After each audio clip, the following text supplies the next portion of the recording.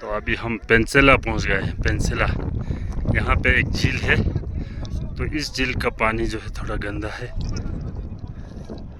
दूसरा झील यहाँ पे है जो कि बहुत साफ पानी है। यहाँ पे आप लोग देख सकते हैं।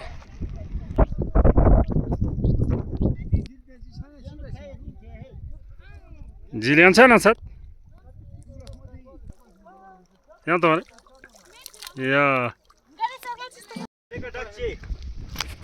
इंसान को देखते भागते हैं, इंसान को सब डरते हैं। लगता है सबसे बड़ा शैतान इंसान है। पिछली बार हम आए थे ना जुलाई समर में।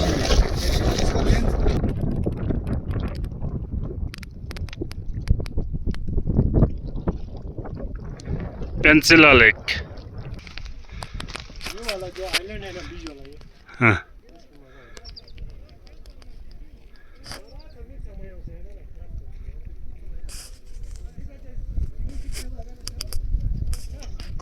Oh.